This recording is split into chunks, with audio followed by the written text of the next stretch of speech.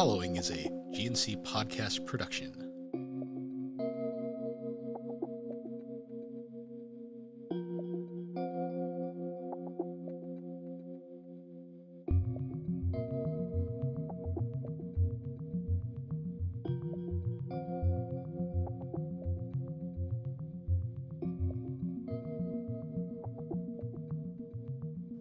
Welcome to Geek Addicts, a pop culture podcast.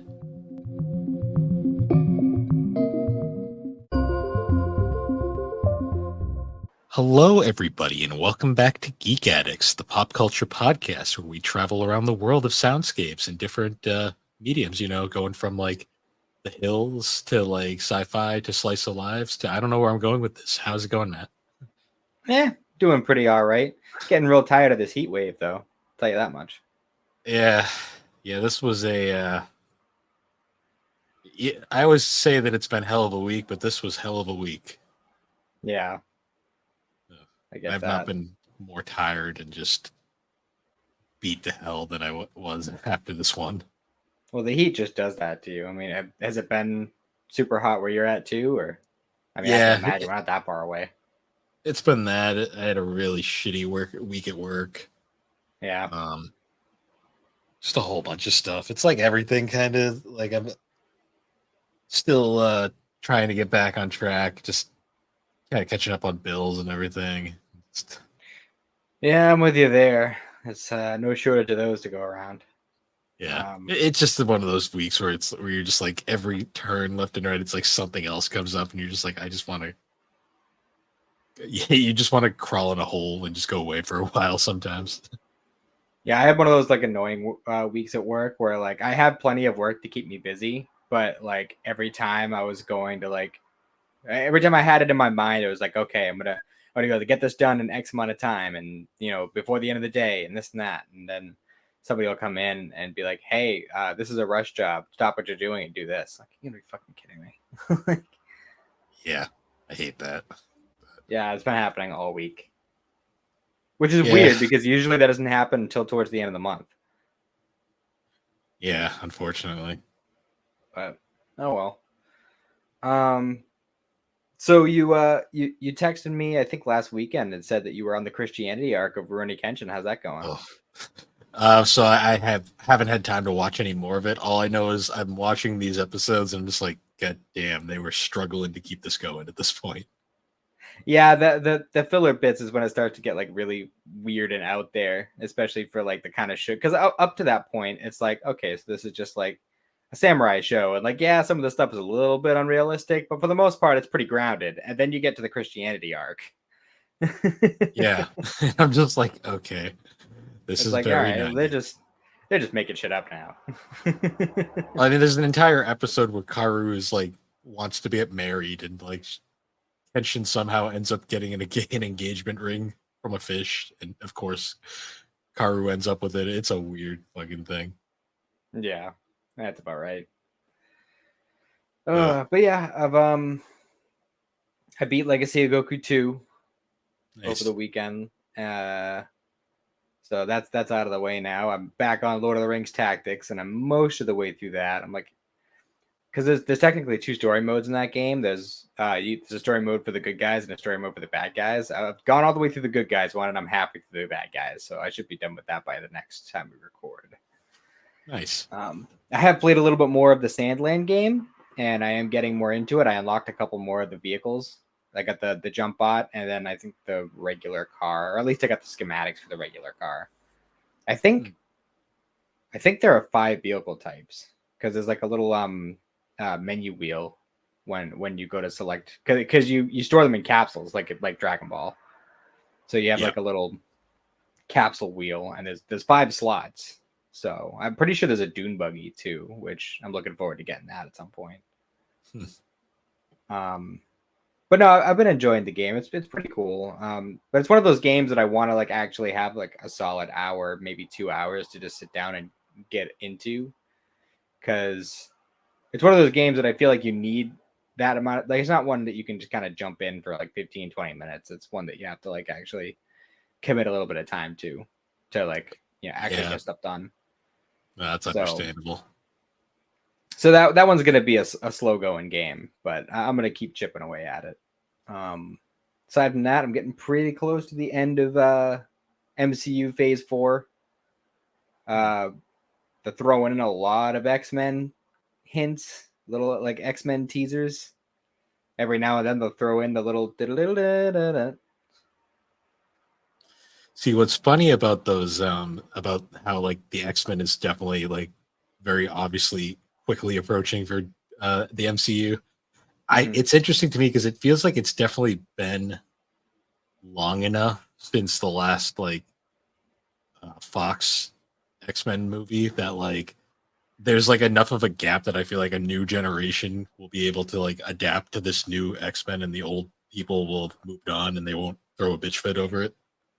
Yeah, well, it's actually funny because I watched the newest Doctor Strange movie, and Patrick Stewart makes an appearance as Professor X in that movie. Which is interesting because I know because there's like multiverses and stuff and it makes sense. Uh, also, I think Sam Raimi directed that movie, which was I found interesting. At the end, I saw his name popped up at the very beginning of the credits, and I was like, "Holy shit!"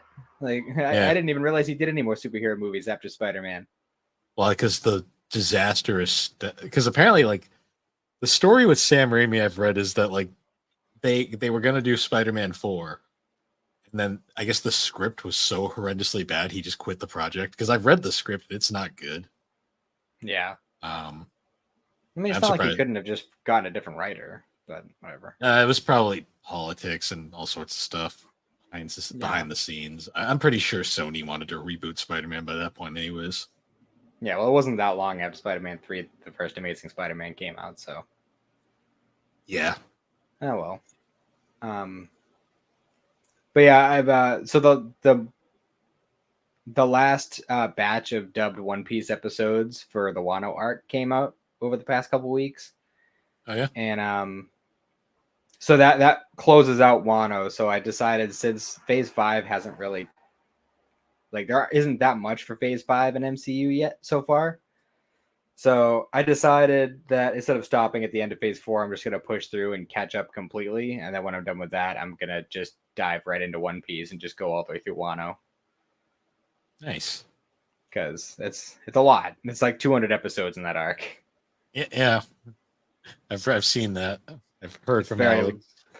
very long, but once it's done, I'm caught up until and that's probably what I'll do is I'll probably just wait until an arc has finished the dub. So like I probably won't watch any more One Piece again until after Egghead completes their dub, but Yeah. that's not gonna be for a while. So It says a lot that the Wano arc is long enough to be its own fucking show.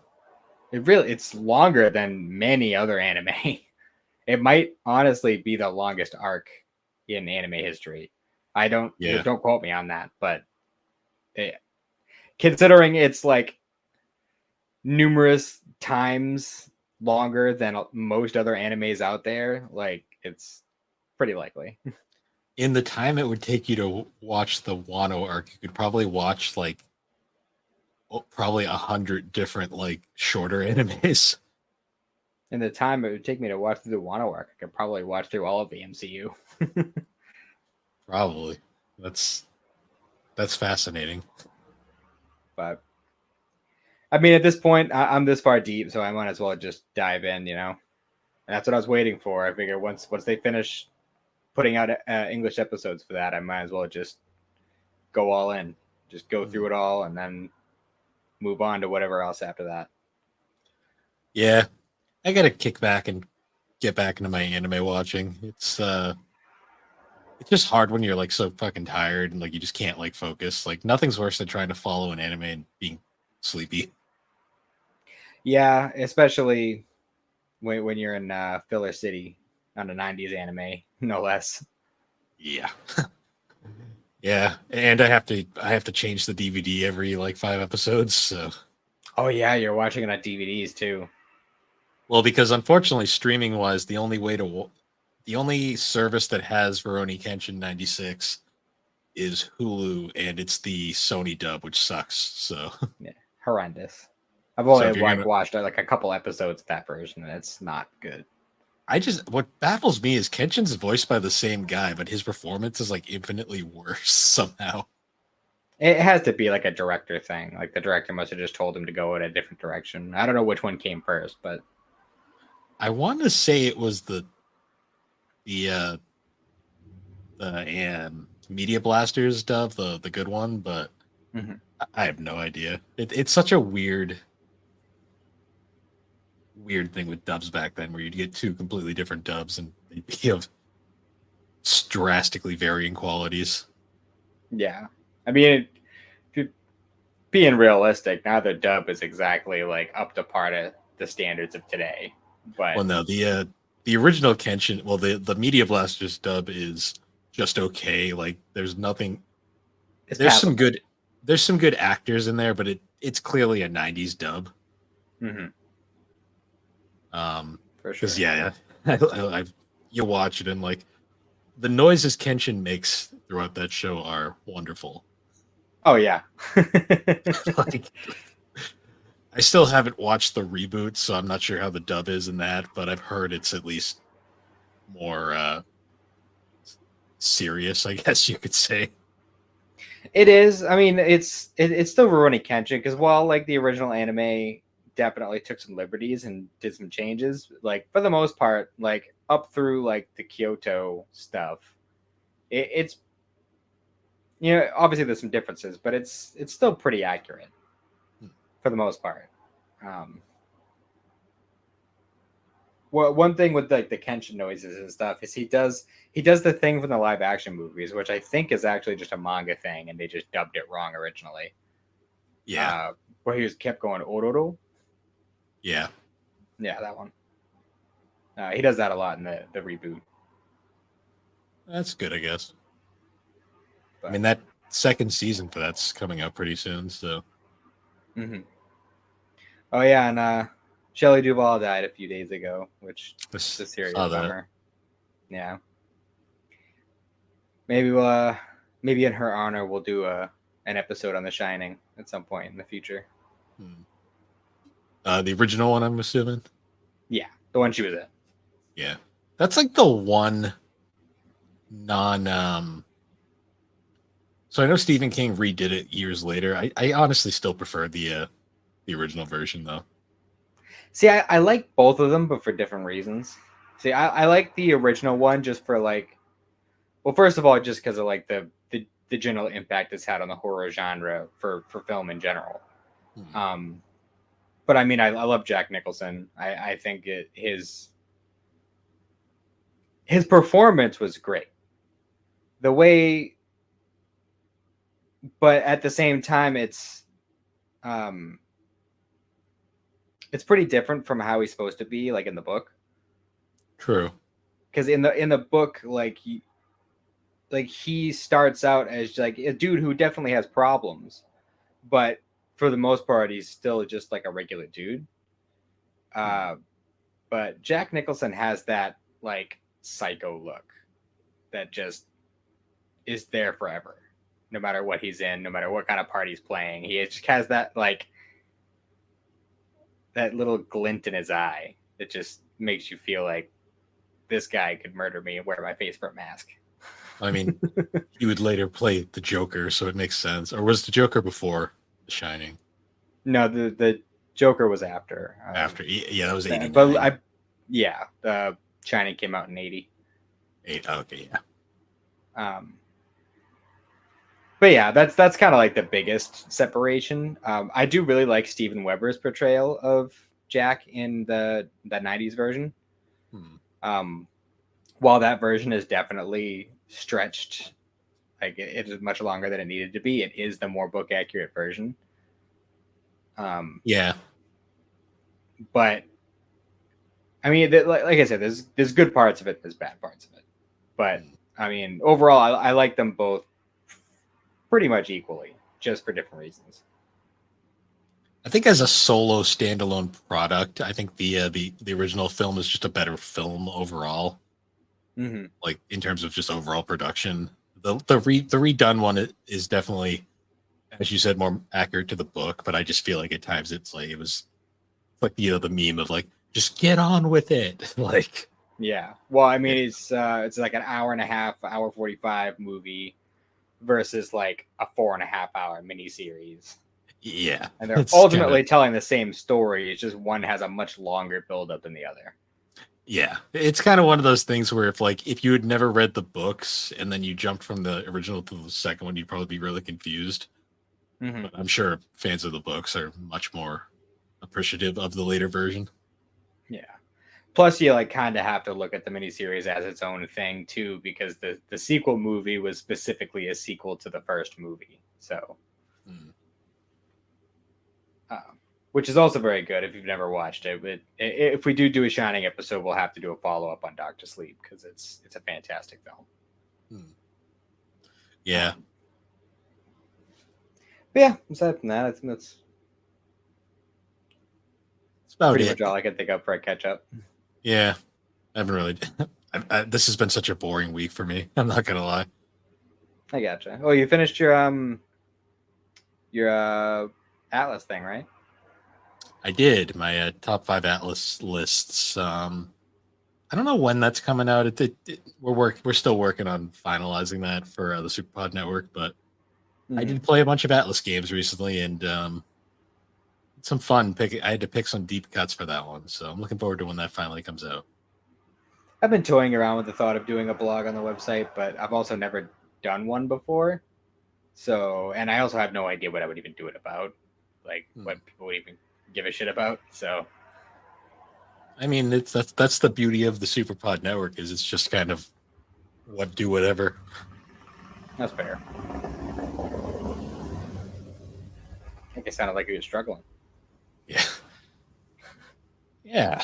But I guess I think we've waffled along enough. I think we should transfer into our topic for this episode, and that is we've had this one sitting in the docket for a bit now. We thought it'd be interesting to talk about different anime soundtracks. So, Yeah. Oh, go ahead. oh, go on. Floor But is yours, sir. I lost my train of thought. Go ahead. Oh. Well, I was just gonna say like anime soundtracks are so interesting compared to like soundtracks from most other mediums. Hmm. Like I'd say the closest to them would probably be maybe video game soundtracks Hmm. as far as like the way that they're handled. Um, because like depending on the tone of the show, like the soundtracks can vary wildly between genres, the one specific show could have music that spans all genres, you know, Oh yeah. and that's it's a really interesting way that a lot of these things are arranged. There's also like to me like another thing cool is when you look at anime music, there is like a big there's also a divide between like you've got the traditional music that plays during the show, but then there's also a separate whole production that is the intro and outro for every show, which is its own big thing, which is like nuts and like some of this music goes way harder than it should. Oh yeah, for sure. And then there's also the insert songs that you get like, you know, mid episode every now and then. Oh yeah. Um so I don't know how you want to structure this. Do you want to just kind of spitball random shows and just kind of see where it takes us? Yeah. Well, just before we start going back and forth with shows, I just wanted to ask you, like, what, in your opinion, like, what makes a good soundtrack? Like, what is like, what are the points, like, you know, the check boxes that you need to mark off before you say like this is top tier? Um so for me it's not too difficult. It's kind of the same way I view music in like any medium. It's got to be fitting enough. It's got to be memorable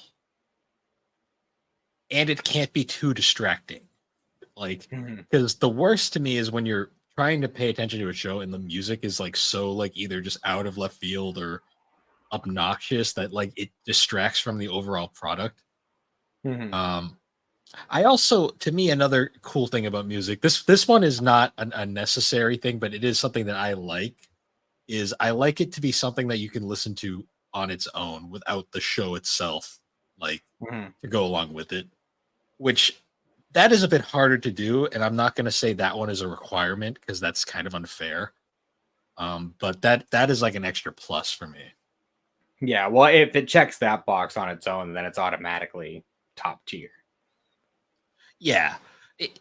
The worst is like when you get something that just doesn't fit the media, like the medium at all, and it honestly just kind of ruins the experience. Mm-hmm. I get that. You know, it's funny when you said the thing about the music being distracting. The first place my head went was the old dub music for Dragon Ball Z, and it was the scene where Android 17 was first woken up and came out of his pod, and the music that was playing was just like the soft tone that he was speaking in, and the way that the Faulkner music was like blaring over him. You could not understand a single fucking word he said, and that's like a meme at this point for people of our generation who grew up with that. Like nobody knows what the fuck he was saying in that scene. I feel like Dragon Ball is probably a really good place to start, honestly, because like to me, like when I was thinking like distracting and then unfitting for music, the fucking GT soundtrack like that we got, like The American one, yes. well, yeah, The Japanese soundtrack for GT is arguably the best soundtrack in all of Dragon Ball. See, I just think of like the American soundtrack with the fucking Grand Tour shit. Like, yeah, that was rough. That was ugh, awful. I hate when they pander because like the early 2000s, like they were really pandering to the rap crowd, and I'm just like, I don't hate rap music, but it's not something I want to listen to when I'm trying to enjoy my men screaming and hitting each other with laser beams. So, well, again, it's matching tone for a series. Like rap does not fit with like the like GT kind of almost yeah, it's like a space travel show, but it almost has not 100%, but it almost kind of feels in certain scenes like a kind of dystopian vibe, and rap, like especially that kind of rap, just did not match that at all. it was very pandery. Like it was such a it dates GT, well, which is hilarious because GT is fucking a lot older than when it came out over here. But it somehow dates the at least the English version like horrendously. That's for sure. But like going back to like original Dragon Ball, like that music, like that's some of those songs will never leave my head. Like even if I don't watch Dragon Ball ever again for the rest of my life, like some of the tracks that you hear, you know, just like that. Oh yeah, the original opening is iconic. Like that'll stick in my head forever. And then the ending theme with Bulma staring at the window, like that always like you can. So that was interesting to me. Is like Dragon Ball. That was back in the era where like animes had one intro and like one outro for the entire run. Because like even by like the final episode when they're doing like the wedding dress saga, like it's still which Bulma isn't a part of it all, by the way. They're still like the ending theme is still Bulma staring out the window in the rain. Yeah, and I mean in both cases, all the images and stuff is still like Kid Goku. So even past the point where he's grown up, it's still showing that.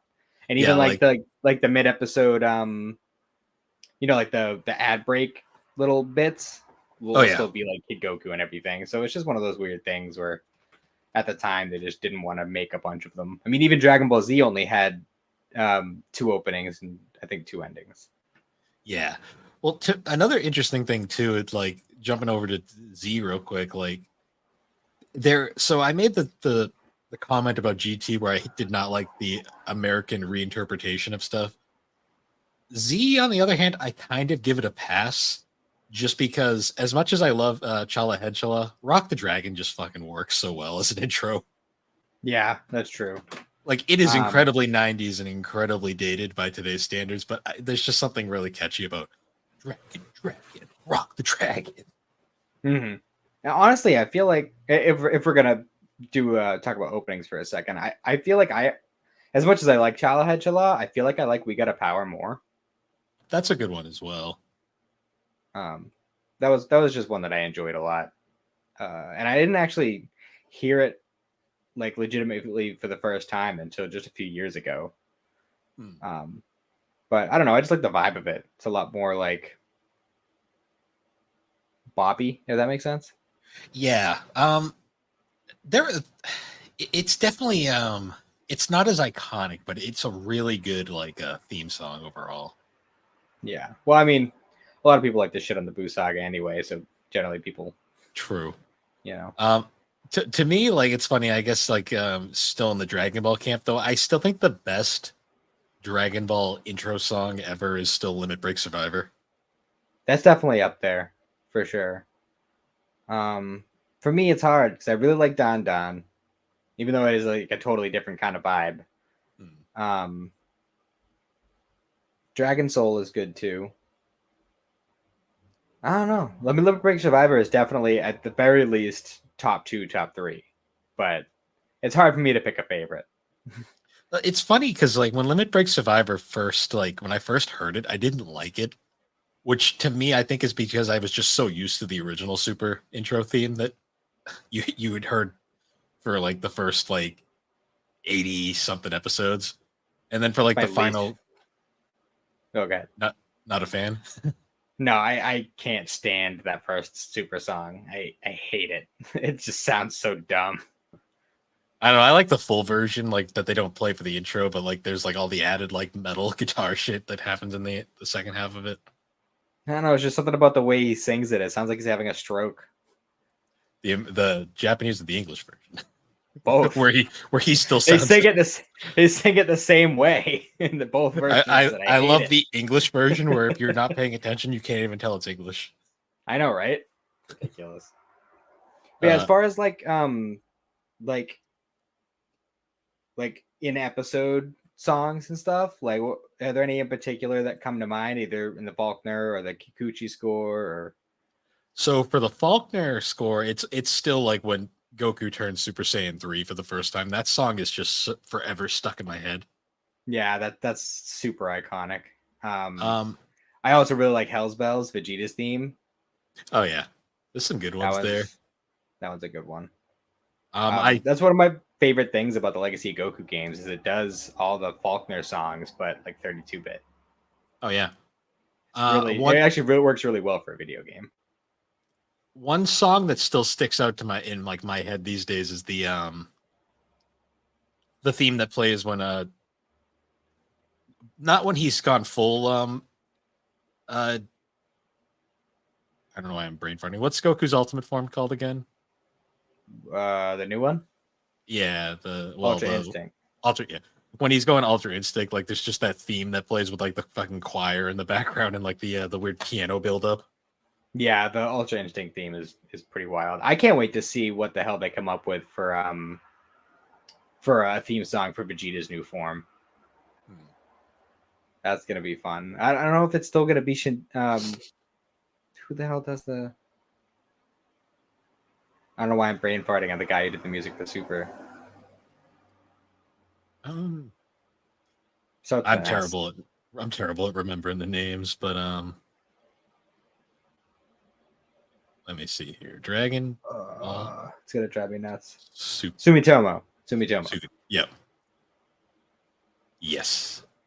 Yeah, I don't know if they're still gonna have him do the music whenever Super does come back, but either way, I'm interested to see because I know like the beginning of Super had such a I don't know, honestly the beginning of Super had a pretty mid soundtrack in my opinion, and then it wasn't until Goku Black that I feel like he really started to find his stride with that. See, I always just think of like the early just like whenever they're just chilling around the house and it's just like they got that like weird like trumpet song that just plays all the time. Yeah, Yeah. It's like okay. Like we're watching the Dragon Ball slice of life now. Yeah. That's what that's what it ends up becoming with a lot of the filler episodes. It's pretty much just Dragon Ball slice of life. Well, because there's that point in after Goku Black where it's just like nothing but filler arcs until they start getting into the tournament. I actually love that section of the show. Oh yeah, because some of my favorite stuff. Well, is it even really filler when technically it was anime first? So yeah, that's why Super is in a weird gray zone with that. I think generally the um the general consensus for what's canon and what isn't in Super is if it's something that happened in both versions. If it happened in the manga and in the anime, then it's canon. Gotcha. Like Ultra Instinct, absolutely 100% canon. Yeah. Who beat Kefla? Who knows? Because it certainly wasn't Goku in the manga. Yeah. Android 17 still wins regardless. Yep, Despite, that's canon. despite some weird bullshit. But Yep. But I don't know, it's just one of those weird gray zones with Super. Yeah, I'm trying to think. I know there was some good Goku Black songs. I love I that love theme. the Piccolo theme is one of my favorites, especially the Demon King Piccolo theme is one of my favorites of all time. To me, like the best is so this is like not really anime music, but this is just something I love because it's so fucking hilariously bad. Is all the Dragon Ball Z movies had like real life like music in them for some reason. Yeah, it was at that weird point in dubbing where they were trying to really catch new people, so they started putting in like Disturbed and Pantera and shit into the movies. Drowning Pool's my favorite, where it's just like let the bodies hit. Like what the fuck is this? Yeah, right. I love that music. It's like that's like my shit from back in the day. But like it is just so fucking funny when he's like beating up like Cooler or like Lord Slug, and you're just hearing David Draymond screaming in the background. That's half the reason I loved those movies so much as a kid. I mean, obviously I was already into Dragon Ball, so that wasn't, I was gonna watch them regardless. But when like started hearing like fucking Stupefy and shit while Goku's fighting Lord Slug, like that's wild. Yeah, it's just so stupid. Honestly, it makes the Brawly movie like way more enjoyable, in my opinion. For sure. At least the music kept you hooked, if nothing else. Yeah, it's hilarious how much the new Brawly film, like Super Brawly, has like made me just dislike the original Brawly even more. I mean, I still like the old Broly movies. Some of them legitimately, some of them ironically, but I still like them all. See, his motivation is what makes me hate the first one. Second Coming just sucks. I hate that movie, but Bio Brawly I kind of like because it's so fucking ridiculous. The only good thing that came out of Second Coming was the family Kamehameha. True.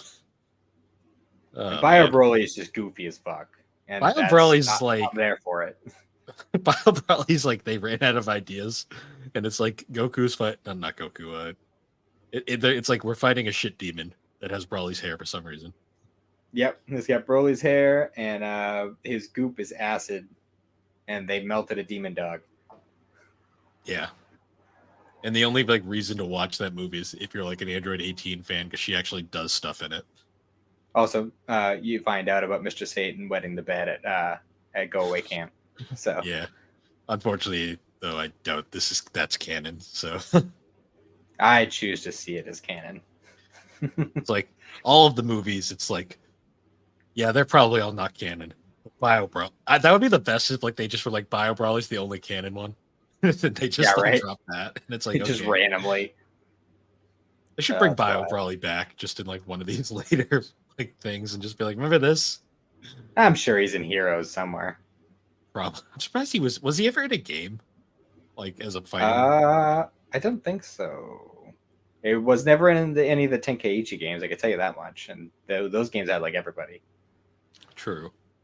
So probably not, unless it was in Heroes. Fair. Any final thoughts on Dragon Ball before we move on? Or no, not in particular. Okay.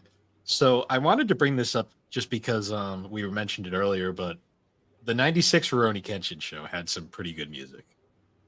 Yeah. Honestly, it's one of those things where like I liked the older music more than the new music is good in the reboot, but it just doesn't have the same kind of tone for me.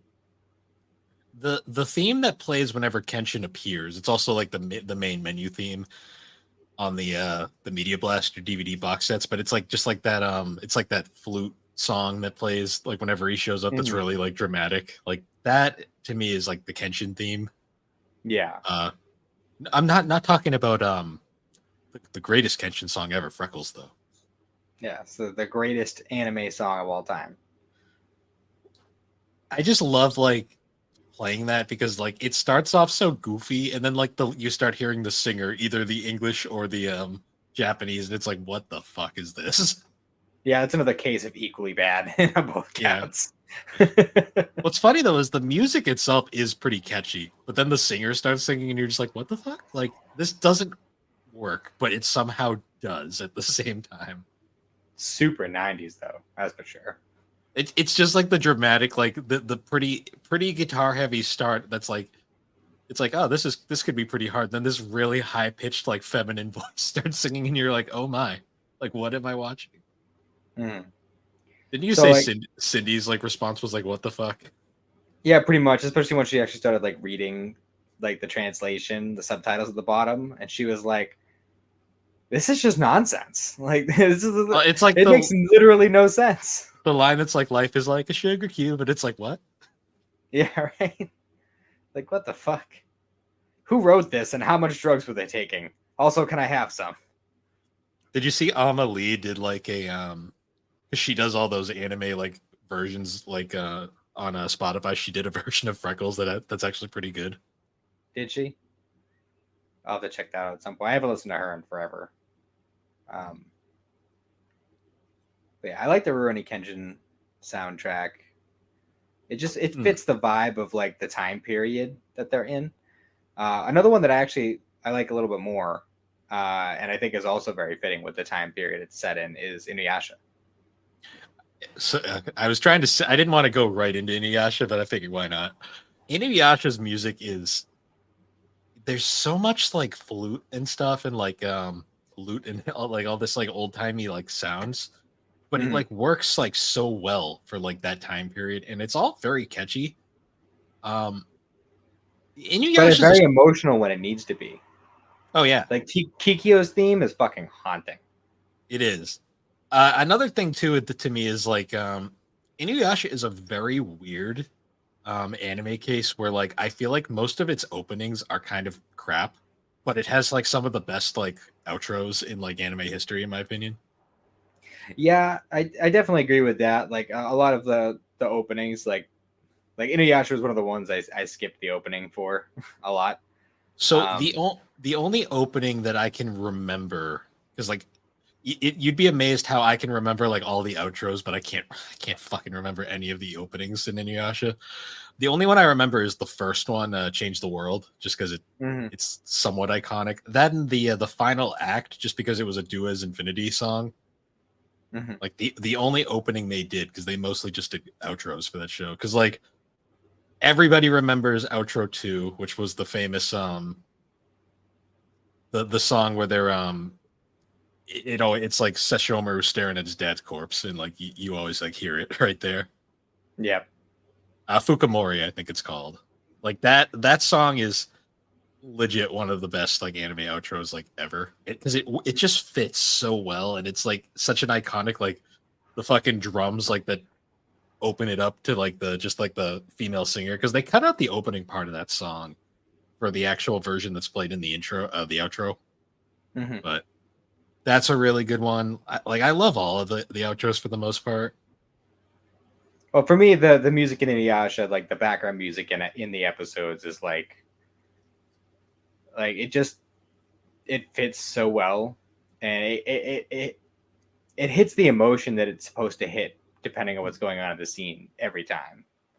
And that's what I really look for is like with especially anime, um, like the music needs to match the tone of the show, but like regardless, it needs to bring out some sort of emotion in me. And if it brings a tear to my eye, because I'd say 9.5 out of 10 times, if my eyes water up while I'm watching an anime, it's because the music matches perfectly, and the music is what's really working on me on top of like what's happening on the screen. Oh yeah. Uh, and that's why things like Sword Art Online work on me, is because the music is just so fucking gorgeous and it just fits perfectly with every scene. Oh yeah. It's interesting too because like going back to Inuyasha real quick. The one thing I really liked about the dynamic of the music in that too is like it could really go between, because Inuyasha is a very tonally all over the place kind of show. Oh It yeah. would go from like the serious moments, and then like you get Kagome being and Inuyasha doing their normal shtick, and it's just like this goofy music that will play. But then Hmm. immediately go into something serious right after, or you'll get like Moroku being Moroku at points, and like they always like have to like work around that. Hmm. It was also very good at like the like timing. Like there'd be moments where there'd be no music at like points that like it was fitting, but then it would transition into music at times. Hmm. For sure. That's a show I need to watch again soon. It's interesting too because they kept that music, like those music choices, when they did Yashahime too. Like it's got Yashahime didn't has a lot of problems, but the music wasn't one of them. Is it the same composer? I'm not sure on that. I should probably double check. I They mean, if, definitely hmm? they kept the same vibe. I know that. I was just curious because I mean, it's a solid amount of time between the original series and in Yashihime, so I could imagine that. Like, it Yeah. wouldn't surprise me if he was retired or So she. Whoever. the original Inuyasha was done by Karuwada.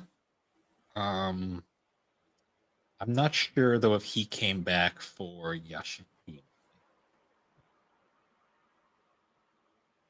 Let's take a look. Yep, it was Karuwada. So he did Okay. both. Oh wow. It's That rare makes for something like sense. that to happen with a sequel series that comes so much later than the original. I think he works for Sunrise, who did the animation, so he was just on hand still. Gotcha. Um, so you were saying Sword Art Online is another good one. Oh yeah, like the music is. I mean, the openings and endings work really well for that show too. There are some in particular that I like more than others. But the music that just goes along with whatever's happening on the screen, just it fits so perfectly, and like any kind of emotion that it wants you to feel. If it's like, and it's like fully like a full orchestra kind of soundtrack too. So it's like it goes super into it. Hmm. Um, like whenever it's like a big emotional scene or a big like a scene where a character's going through a lot of grief or trauma or something, like it fits. It just fits. Like it's Hmm. hard to describe, honestly. It's, 'cause I know you haven't watched it yet, right? I've only seen parts here and there. It's on the Mhm. list. I'll get to eventually. But that's a series whose I listen to that soundtrack separately, all like not super often, but every now and then I'll toss it on because Hmm. it just, I mean, it's also good reading music too. True. Um, so let's go a little left field now. Let's talk about a slice of life. The music in Fruit Baskets is very interesting to me. Yeah, it was actually funny you mentioned that. Cindy actually just finished it. Oh, did she? Mhm. Nice. What you think of that ending? She liked it. She thought it was cute. It's a good story overall. But Yeah. I was gonna say like Fruit Baskets is an interesting one because I wanted to use Fruit Baskets as an example because it is a very not typical slice of life in a lot of ways. Just because of it's a very depressing show at times. And Yeah. the reason why I bring it up is because the music really highlights that because there is so many occasions where it'll be like all upbeat and cheerful, but then you'll get like a big character emotional moment, like say like we're getting like Rin's backstory or like Toru's friends' backstories, or hell, even Toru's backstory gradually throughout the show, where it just gets really somber and emotional. Like to me, like one of the most like chilling musical parts of that series is like when Toru falls off the cliff. Yeah.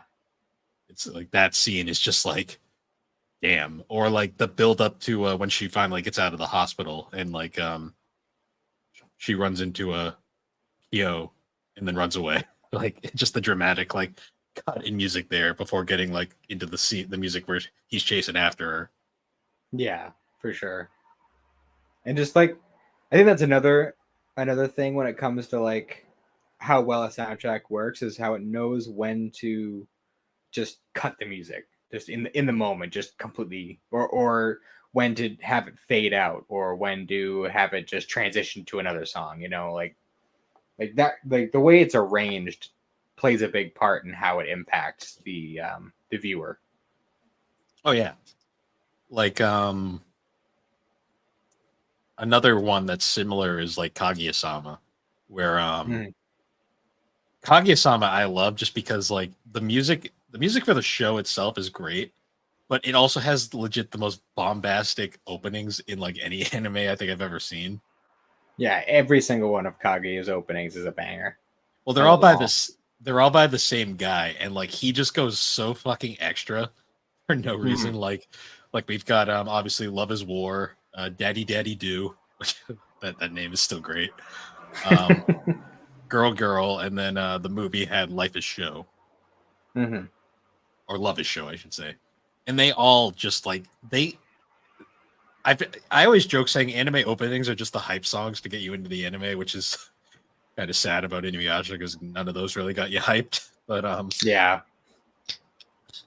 But like Kaguya-sama to me has probably like some of the most hype openings in an anime because like you just hear that opening like big band sound for like Love is War, and you're like, oh boy, we're in for a good time now.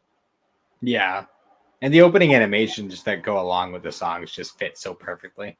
Oh yeah, even the Chica dance like is a one-off track that only happens once in the entire anime, but it is fucking iconic and everyone remembers it. Then her animation there is so fucking fluid. It's not even. It's almost uncomfortable. Yeah, for sure. Um, and the music in the show is great too because it kind of jumps between like whimsical at times when like they've got the whole like love is war thing, or my favorite is like when like the narrator like Ian Sinclair is just fucking losing his mind and the music just gets fucking mental in the background as he's like what the hell's going on. Yeah. It's always funny. That is a show I still think the dub actually makes better somehow. I can imagine. Like it's one of those ones that like I'd like to read the manga for at some point, but I feel like just without Ian Sinclair screaming in the background, it just wouldn't be as good. It's got a different vibe to it. It's Mm. equally as good. A lot of it's because Akasaka's art is really interesting, and it only gets ironically the show ends up the anime right where I feel like the turning point for everything is because it gets very different from then on out because obviously the whole love is war thing is kind of over and now that they're Mhm. together. Then it gets Yeah, really into like the family drama and stuff, which is a different vibe, but I do enjoy it. that's fair. I really hope they end up making another season. Yeah, because there's honestly some of the most interesting stuff is after they get together. So Yeah, I mean, where they left it off with the movie isn't a bad place to end it, but knowing that there's more just makes me want more. knowing that there's a good amount more, I'm hoping it's not going to be like a Kimi ni Todoke thing where it takes like fucking a decade for a third season or Mhm. fourth in Kaguya-sama's case. But Yeah. Um. Yeah. For another one, one that stands out to me, even though I haven't watched this anime in might even been close to a decade at this point, is Berserk. the Berserk original, soundtrack. Yeah, the original 90s anime. The the soundtrack for this, like this is one of those cases where it hits the tone dead on.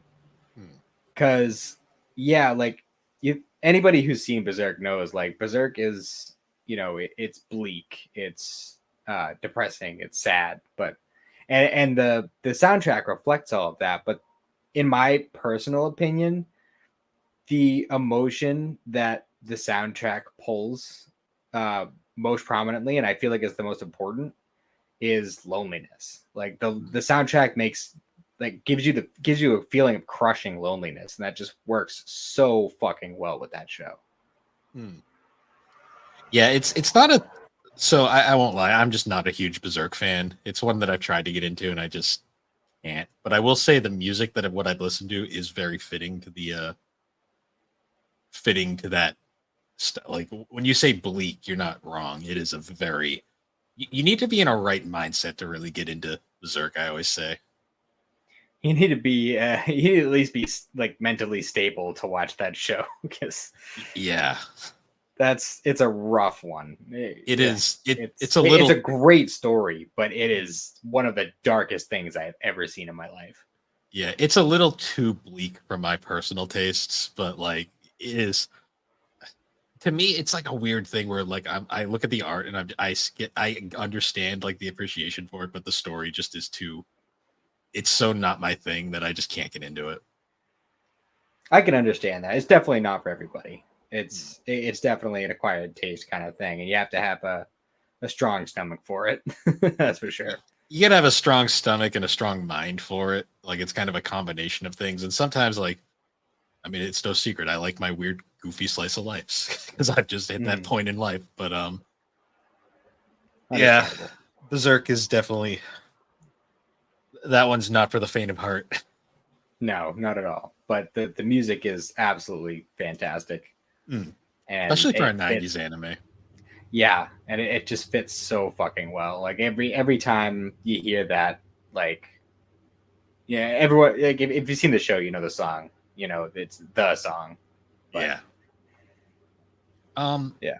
So I wanted to kind of go a little bit goofier now on this next one because this show is objectively bad, but it's so nostalgic for like people like us in particular that we have to talk about it, and that's the Yu-Gi-Oh soundtrack. Oh yeah, which is very different from the Japanese soundtrack because the Japanese is one of those things a lot of people I don't think really realize is that like everything in Yu-Gi-Oh is changed from the script to you know, freaking editing guns out of scenes or whatever, but the music too. The music is all completely different. That was 4Kids specialty back then. Oh yeah, for sure. Just change fucking everything for no reason.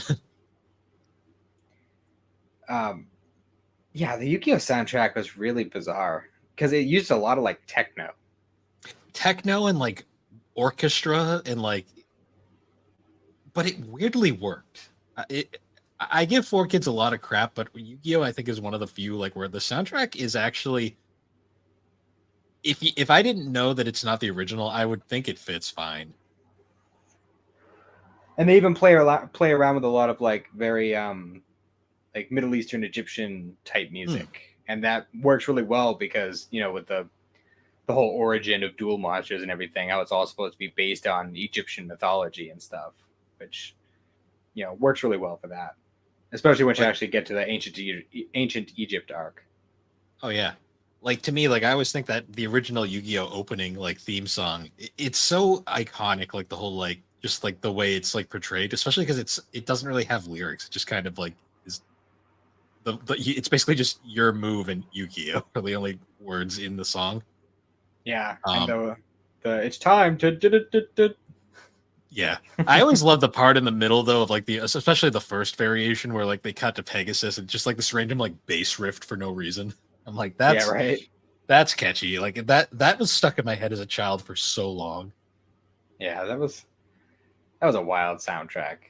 But I also love for what it was. Yeah, I love how they made that opening theme like a leitmotif for Yugi throughout the series though, which worked on so many levels. Mm-hmm. Yeah, I had to bring that one up though because that's just like such an iconic like soundtrack, especially for our generation. I figured it would come up at some point because that's one of those ones that just I don't think anyone from our generation is ever going to forget that opening. 4Kids was weird. You would get stuff like the Pokemon theme, like everyone remembers Jason Page's Pokemon, like the original Pokemon theme, which people don't realize is not the Japanese version. It's very different in Japan. Mm-hmm. Even like the Pokemon soundtrack, it's bizarre, but I do love it. But like you get stuff like that, you get the Yu-Gi-Oh, but then you get the fucking pirate rap, which is like one of the. I love using that to troll Alex because she fucking hates it. But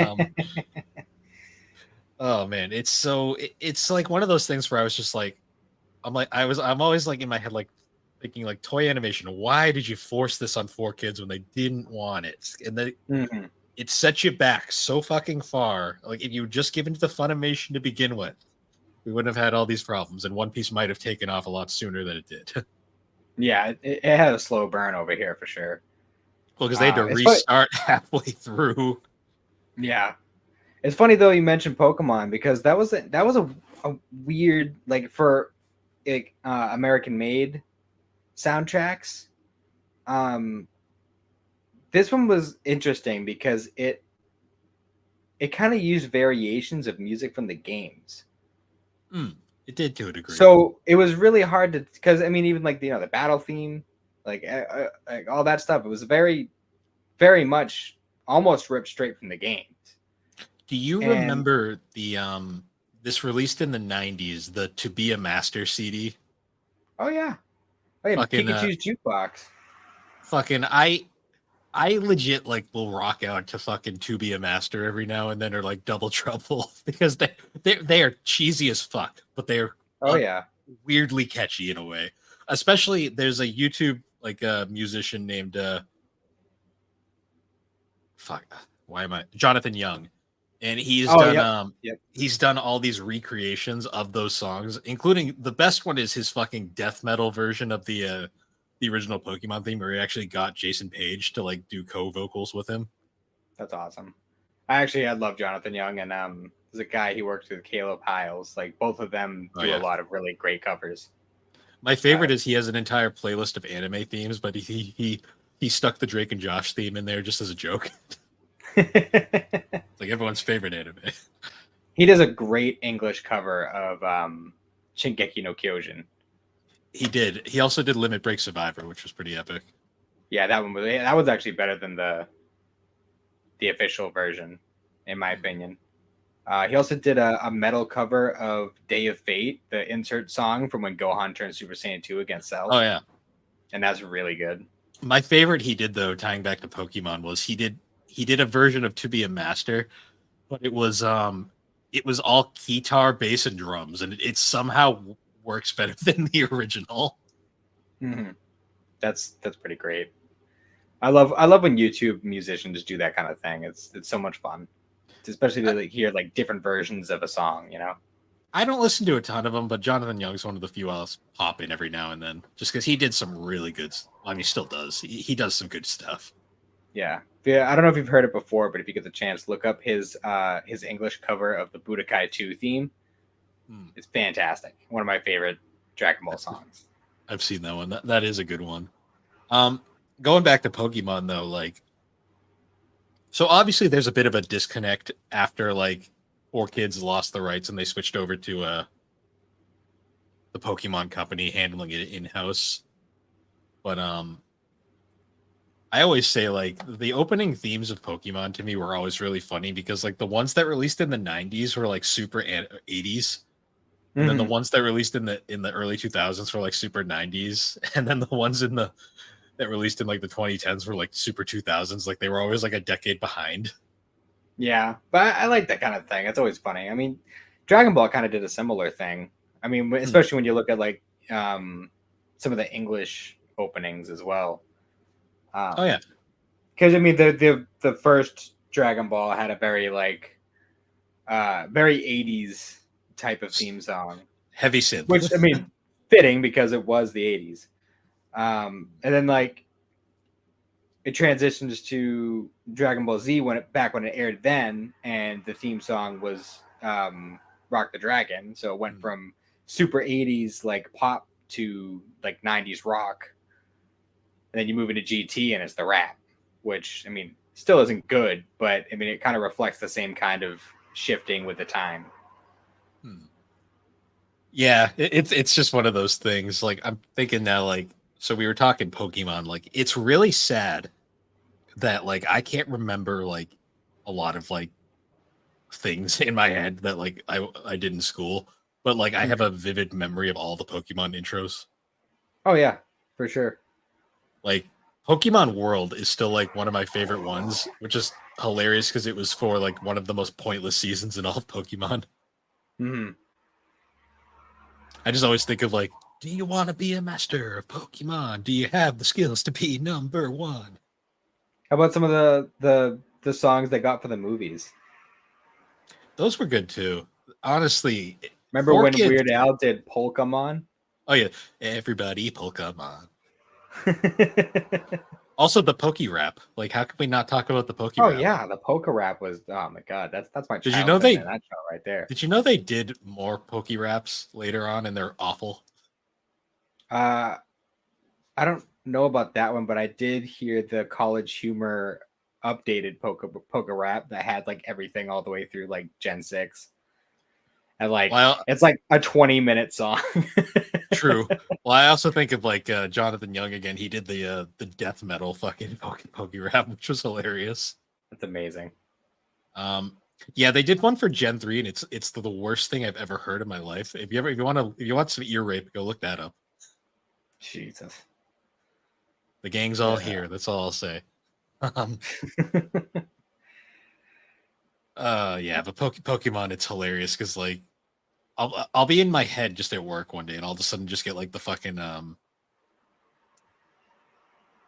it's a whole new world. Pokemon Johto will just pop in my head randomly. Do do do do do do. Like, why is it so catchy? Yeah. Well, I mean I don't know. They just were hitting them out of the park at that point in time with Pokemon songs. Well, it's funny too because like Pokemon's like eternal rival, even though they're not similar at all. Digimon also have like one of the most like earworm like opening themes ever. Mm-hmm. Oh boy. Um, so I was saving this one for later because this one's very iconic, but we can't do a anime music episode without talking about Naruto. Yeah, that's for sure. Naruto, Naruto. Oh, you talking about original Naruto or both? Naruto, Shippuden, hell, even Baruto, like they're all on the same level, basically. That's fair. Um, yeah, the original Naruto had a lot of very iconic songs, both openings and like in episode background Oh yeah, music. Um, was was it like Sadness and Sorrow or something? that's one. I That's always one of the think of ones like that's like most iconic. yeah, Shippuden had a ton of those. Like it just like, it fits because it has that like kind of ninja-esque vibe to it at times, Why does but it also Sasuke get all the best fucking themes too? I know. Like he got that sick ass fucking like cowboy outlaw song in Shippuden, and then he also had like an alternate version of that song that was like super heavy rock that would also Oh yeah, shift into the same tune from the cowboy song. I'm like, why the fuck does he get all the best songs? the music that plays during Naruto and Sasuke's final fight at the end of Shippuden is still one of my favorites. Like it's so epic. Hmm. I love the it's a I don't know the name of it, but it was a violin song. And I'm pretty sure the first time it played was when Sakura and Granny Chio were fighting Sasori. And I fucking love that song. Also, another great one is when Naruto finally like has his like full on like pact with shit. I'm forgetting the fox demon's name. Kurama. Kurama. Yeah, when him and Kurama finally like join forces and like the gate opens up. Like that Hmm. theme to me is like so super epic. Like that was like such an awesome moment in that show. And then there was that song that like played constantly through the second half of Shippuden that went like Oh yeah. it Oh yeah. had like the Fucking marching music. Like and then it cuts into like the flutes and stuff. Like yeah. fucking love that theme. And then like we can't not talk about Naruto intros because there are playlists on fucking Spotify of all the Naruto intros, and it's like they're all bangers, like especially There's Bluebird. so many. There's so many of them. Ironically, like one of my favorites is the final Shippuden opening theme because it's just so like chill, like because like the war is over at that point, so now we're just all gonna party. Hmm. Um, you know, say what you will about Baruto, it's still a show that, like, as we said in our year-end recap for GNC last year, it's a show that we have to take mental health breaks from. But Hmm. Baruto has some banger openings. Yeah. Like to me, like the one that like sticks out to me is like the second opening that it's like a doo-wop like song that like goes like super hard for no reason. I can't remember what the name of it. I think it's called Over. Is the name of it, and it's by Let me bring up my anime theme song playlist on Spotify because I have a lot of these. It's hard for me to differentiate. There's only like a few Naruto songs that I actually know the name of. And it's because it's just so fucking many of them that I get them confused. I That's know fair. Silhouette's really good. Hmm. Oh, this is gonna bug the hell out of me if I can't remember the name. Um.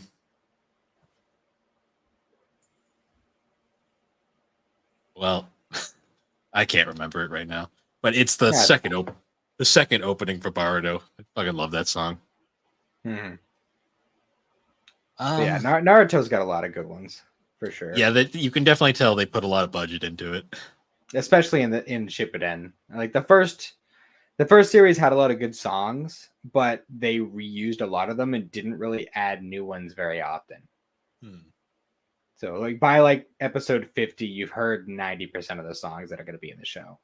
Oh yeah, And there's over 200 episodes, so that's you know. yeah. Oh Um, boy. but yeah, another one that comes to mind. I mean, it'd be pretty silly of us not to bring it up in a anime music episode, but Cowboy Bebop.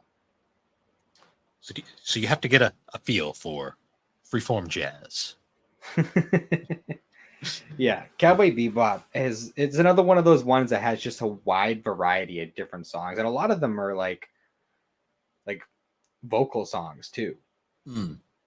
I just love And how like there's so much jazz early on, and I was like how does it like work so well though for what's going on? because jazz and anime goes together like lamb and tuna fish. Yeah. Oh man. It it's just it works too with the whole like space cowboy theme too that goes along with the entire series. Oh yeah, I mean, but the whole concept is raking in bounties. You got to have some of that acoustic, Hmm. some fucking harmonica in there. Oh yeah. God, Gotta have it.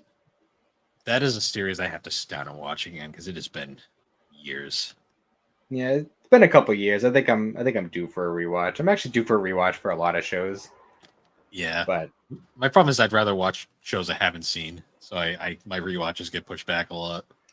that's true. I also have a lot of comfort shows, and there's also shows that I haven't seen. And like for instance, I'm watching Bleach again, and it's been well over a decade since the last time I watched it. So I'm kind of overdue at this point, and I also want to watch the new stuff that's coming out for it.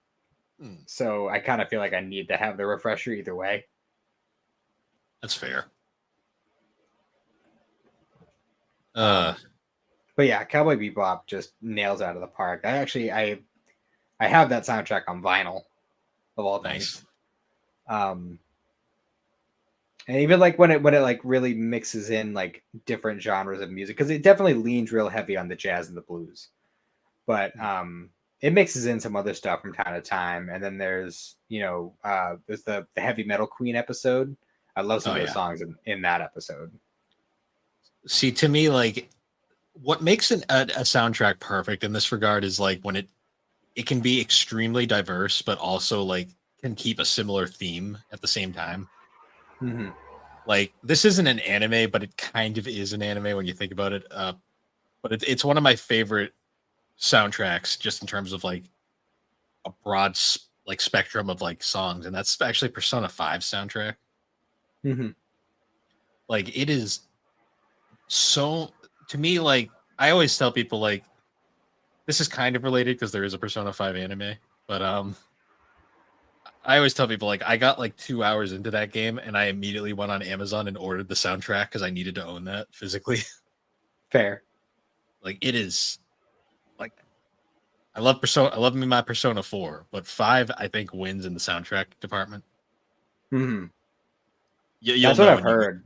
when you get to it. It is they somehow managed because the whole thing has they have that whole heist theme going on. They managed to make every song sound like a heist, but also fit in like with the whole theme of the game, which is like government oppression and like the systems against you. Mm-hmm. Very topical game for the time. That's for sure. I actually been meaning to ask you: does the Persona 4 anime use the same music from the game? Yes and no. There's some original tracks. So it's kind of it's got the same vibe. That's what I'll tell you. Okay, There is a few tracks though that do appear in both. well, that's good. I mean, I'd imagine they'd have to if they put that much effort into making a good soundtrack for the game. They'd have to reuse some of it for the anime version. Oh yeah.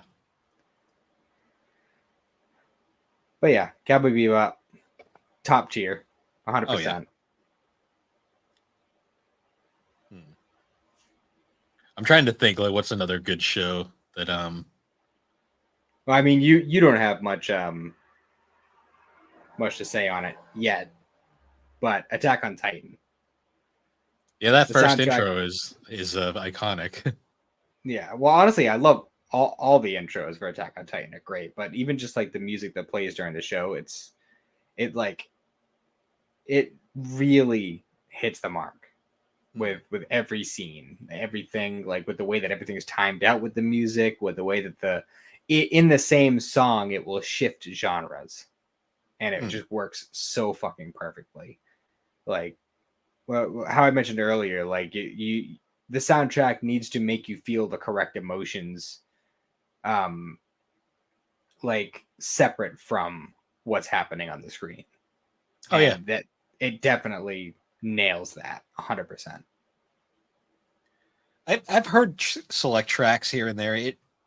It's definitely good stuff. I'm if I ever get to the watching it, I'll definitely have more to say. Mm-hmm. Um, Speaking of that, though, I this kind of just reminded me of another somewhat modern show that has really good music, and that's Spy Family. Yeah. Another one that really mixes in a lot of like jazzy music. Well, it really fits that like I want to say like I Spy Family is a very time confused show because I swear to God I can't tell what time period it's supposed to be at times. But it's definitely got that like Cold War esque vibe to the songs, like where there's like all the spy kind of thriller music Yeah, going on. for sure. Um, but then you also got the goofy shit with like whenever yours trying to do something and failing, but it's adorable because it's your. Yeah.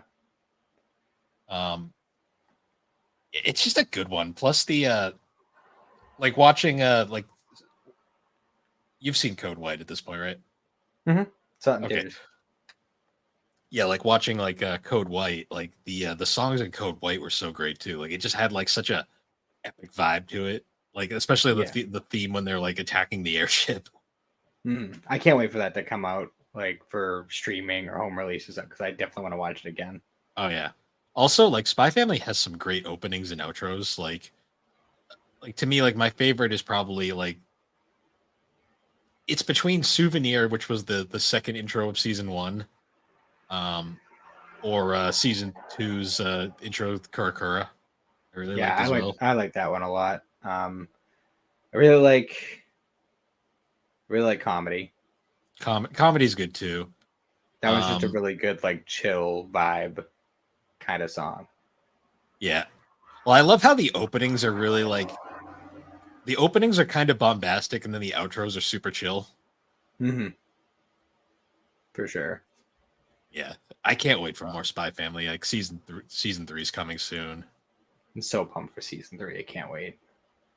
This Um, this bi-weekly chapter shit's getting old, I gotta say. yeah, I know. So another series that has pretty interesting music, Jujutsu Kaisen. Yeah, I'm not like super. I mean, I've watched through the whole series and the movie, but I don't know. I like no particular tracks are sticking out in my mind. I'm convinced the people behind Jujutsu Kaisen are secretly Persona fans because there is some Persona vibes in some of those songs. Like I know, like the outro to the first season of Jujutsu Kaisen, Lost in Paradise. That sounds like a fucking Persona song. I swear. Yeah, that's a song that I do know because it's been memed to hell, and it's just an amazing song. There's that. Shout out to our buddy Slade. He hates it, but I love the "You Are My Specials" from the second half of season two. That has a really interesting sound to it. That song, and I just like love how hmm? I was just gonna say, like, I love because that's the point where Jujutsu Kaisen gets, spoiler warning, it gets very fucking bleak in that show towards the end of season 2. Mhm. Um, and that opening song just fucking nails how fucking like insane that show's getting by that point. Yeah, I need to get Cindy back on that because that's a really good show. What's interesting though is then like the outro theme is just like extremely chill. Like it's Yeah. just kind of this calming piano theme, and it's like okay, you've suffered for an entire like half a season. Have this nice chill song just to relax to before we Mhm. punch you in the gut the next episode and kill another one of your favorite characters. No kidding. I hope No you don't kidding. like it. I hope you're not super attached to any of the I mean, we've already spoiled everything, but I hope you're not super attached to any of the characters in Jujutsu Kaisen, by the way. Yeah. Yeah, you don't want that. Yeah. Oh boy. Another one that stands out to me that, um, like some of these tracks have just permanent space in my mind. Death Note. I still gotta watch that like again because I've only seen it once and it was way back when it first came out. Yeah, Death Note has one of those soundtracks. Like if it wasn't for the soundtrack, like the show definitely wouldn't work as well as it does, in my opinion. Because the story is there, but Hmm. at the end of the day, like the show is like 60% inner monologue. Oh yeah.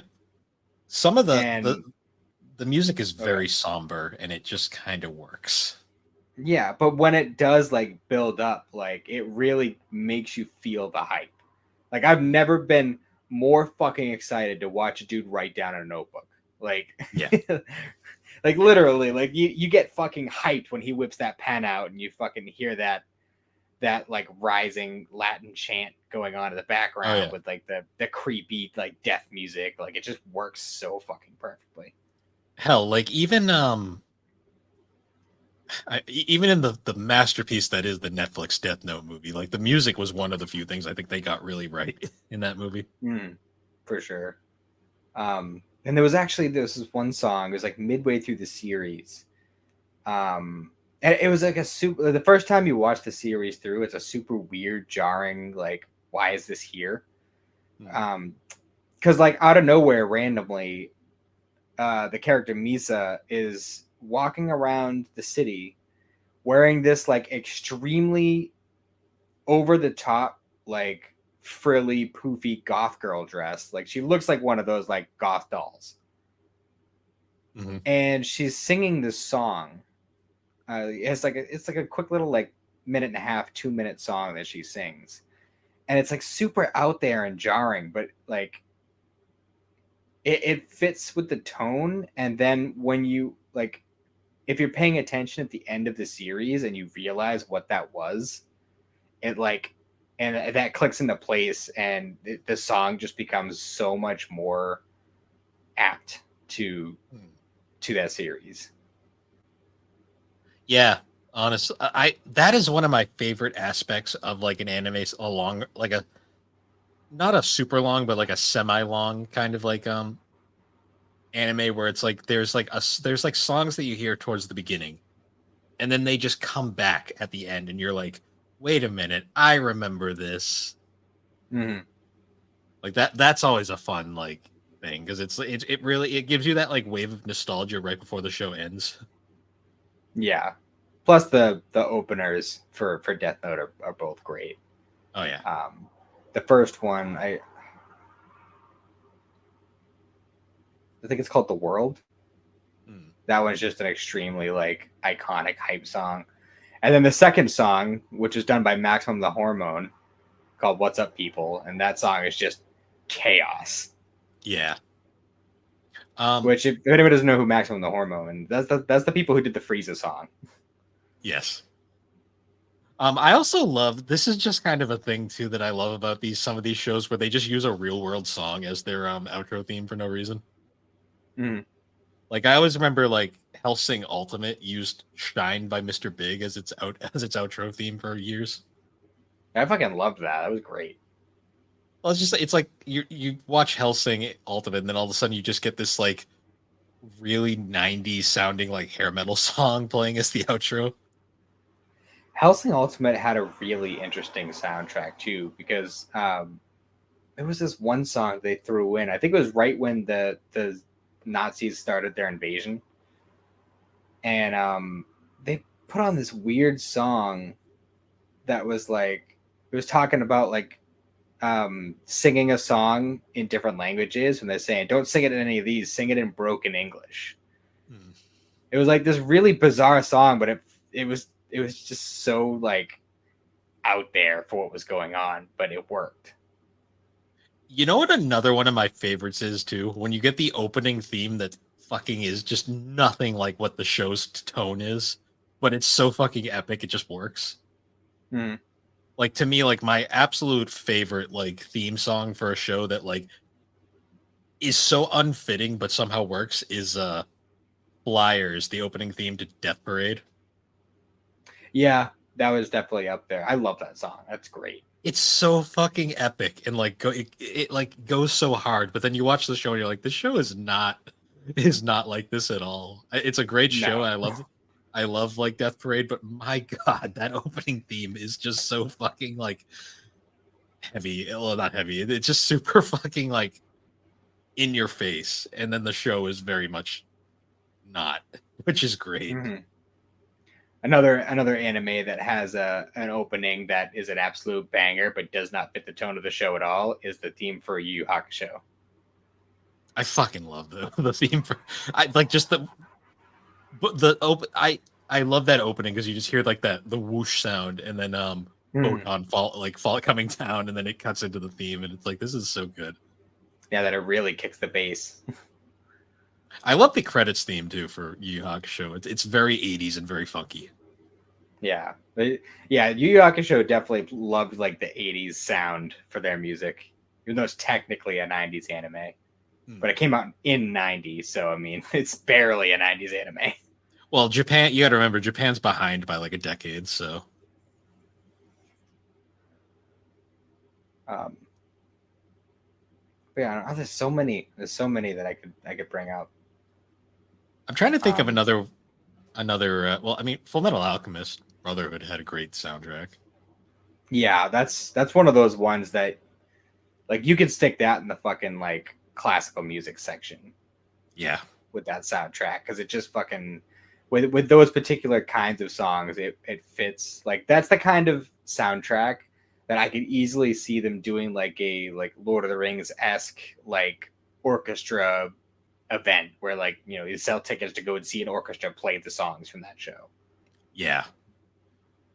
No, 100%. Trying to think And now. the Is there openings any? are all bangers too. Yes, they are. Uh, um, we're kind of reaching that point now where I'm like trying to think, like, but my brain's like forgetting everything. you know what actually has it's not my favorite anime as far as story goes. It's entertaining and all, and I know it has its place in at least in our generation's mind, is but has an absolutely outrageously good soundtrack is Fooly Cooly. That's true. Like that is one thing that show knocks out of the park is its soundtrack is fucking great. Yeah. I mean, I love I mean, the main character literally uses a Rickenbacker bass guitar, which is just fucking Yeah. epic. Just beats people's head in with it. Oh, speaking of that, this is a bit of a dramatic shift, but this is technically an anime. Scott Pilgrim Takes Off had a fucking epic soundtrack. Yeah, I was actually going to bring that one up. Yeah, that I love I love the soundtrack for anything Scott Pilgrim, honestly, because it's always a straight up home run. True. Takes Off though had some because Takes Off was really interesting because it was done by Anamanaguchi, the chiptune rock band that did the video game soundtrack, but it also had a lot of like other songs incorporated. Mm-hmm. Like I love the lo-fi energy of like the Sex Bomb songs. That the song that plays when Knives is learning how to play like bass with Kim and Steven Stills, like that song. I like just having that vibe in the background at times when I'm just chilling. Yeah, I would easily listen to like one of those like 2-hour loops of just that little fucking clip of music that they do in that scene. Oh yeah. I really wish like the Sex Bomb song that they play like was longer because I fucking love that song. It's so lo-fi, like late 2000s, like, and I love the vibe of it. I still want to buy the soundtrack for that show. It's fantastic. Yeah. Technically an Um, anime, so it counts. Yep, that's true. Another one that comes to mind is Bakano. It's another one of those like super jazzy, bluesy type of soundtracks, and again, it just works, especially with the time period it's set in. Being like the 20s and 30s, like it just really hits it very well. No, that's for sure. There's a very, very vibey kind of feel to it. Like, you just feel it. It works. Let me see here. I'm trying to think of another one. We've really kind of gone among the gauntlet of them. Like honorable mention. There's other ones. Like Black Clover to me, like has some amazing music, but I particularly love the intros and outros because they just go so hard for no reason. Mm-hmm. Yeah, I still haven't gotten around to that one yet. It's long. It's one of those intimidating ones that's so long. You're kind of like, eh. Yeah. JoJo's Bizarre Adventure has some good music, especially the intros and outros. Well, the outros are cheating. I mean, I mentioned with Shine earlier in Helsing, but the outros are a lot of them are real world songs. Yeah.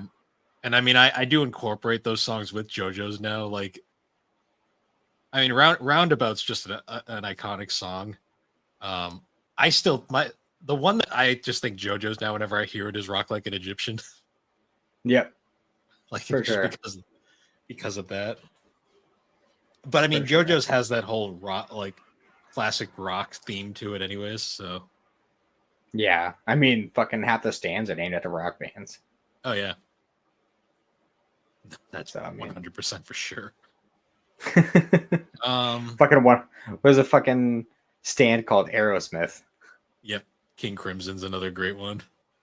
There was it was kind of stupid though, because in the dub they had, for licensing reasons, they had to change a lot of the names, and that was really a bummer. Because actually the one that is actually called Aerosmith, they called it Lil Bomber in the fucking dub, and that was really annoying. There's a stand called Grateful Dead, and in the dub they just call it Thankful Dead. So I'm just like, good way around that. Everybody knows exactly what you're going for with that, but copyright. Yeah, unfortunately, like it's different in Japan, but when you get to America, those are all trademarked names, and yeah. Which is really funny because usually it's the other way around. It's Japan hitting us with copyright shit, even though it's completely in fair use. Yeah, well, when you're dealing with like musical acts, that's when you're getting into some sketchy territory there, because a lot of these bands, I mean, they're gonna grasp at the few things they have. So yeah, for sure.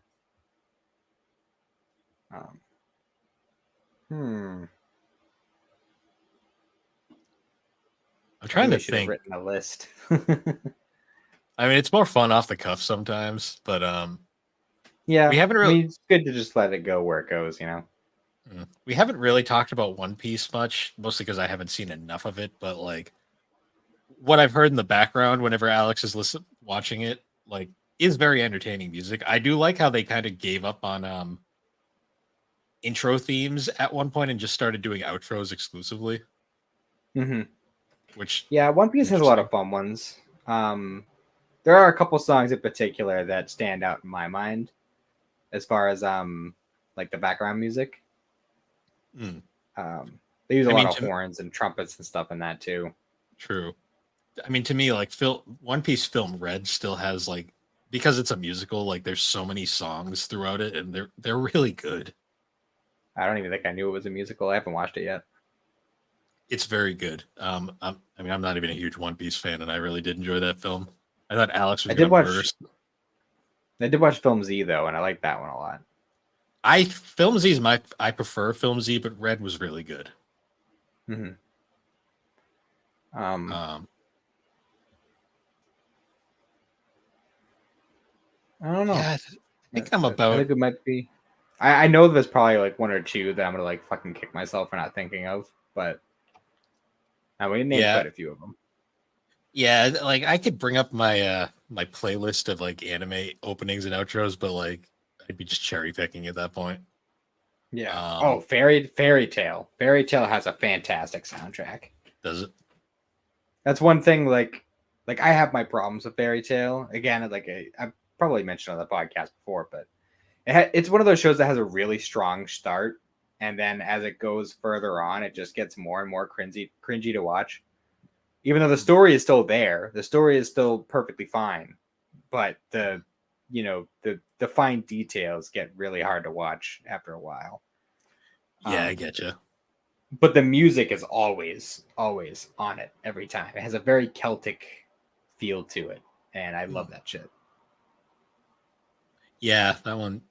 That's a show that's on my radar, but I don't know if I'll ever get around to it. Um, I mean, it's worth a watch, but it's a long haul. It's a long series. that's my thing. Is like I'm just so like intimidated to get into long series now. Mm-hmm. I mean, honestly, I feel like I don't even know how to classify that as far as seasons go. What I think of as a season might not be the actual season, but the first like 50 episodes or so is like some of my favorite stuff. Nah, I get you. Um, Um, well, we've gone over an hour and a half, so I feel like we've covered a good gauntlet of them. yeah, fair enough. We could always Um, revisit if we think of more that we want to do later. yeah, maybe we can do like a ranking, like maybe like rank some of our. So me and Alex did this for GNC, but we can do it again here. Like maybe rank some of our favorite openings and outros. Yeah, we could do that. I mean, how long ago? It wasn't that long ago that you guys did it, was it? It was the earlier this season. Okay. Something Yeah, to because think I was about just though. thinking, like, I mean, depending on how many animes you've seen, it would probably, shift. Oh yeah, it'd be a different list by this point. I mean, me and Alex are due for our yearly like top 25 revisit, anyways. So Yeah, we could always try to get maybe not on the level of the full round table, but you could always pull a couple people, yeah, well, you can try to try. get some extra lists.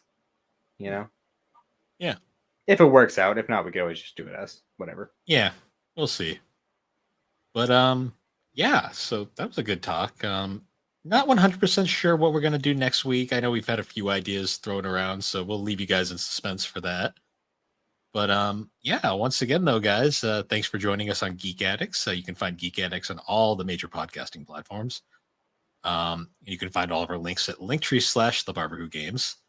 And you can also find us over at the Superpod Network at superpodnetwork.com, where you can find a ton of different podcasts, shows, movie, like videos, blogs, just all sorts of stuff. Other great shows like Superpod Saga, Super Ghost Radio, Retro Rehab, Friday Night Gamecast, A Novel Console, The Elder Trolls, Fine Time, Remember 64, Bar Silence, uh, Tommy's Video Game Car Show. I'm sorry, Tommy. I always forget your show. Um, the GNC shows, Gaming Together. I believe that's everybody. Just a whole gauntlet you of awesome creators over there. got to just like write a list and just keep it on your desk. I know. Or just have the tab open in the side. But yeah, check us out over there. We just did a bunch of stuff. We tried doing a watch party last night covering the McDonald's cartoon. It was very cringe, but funny at the same time. Um, and yeah, if you'd also like, you can join us over at the GNC Podcast Network Discord server for more nonsensical shenanigans. And with that, everybody, we'll see you all later. Have a good one.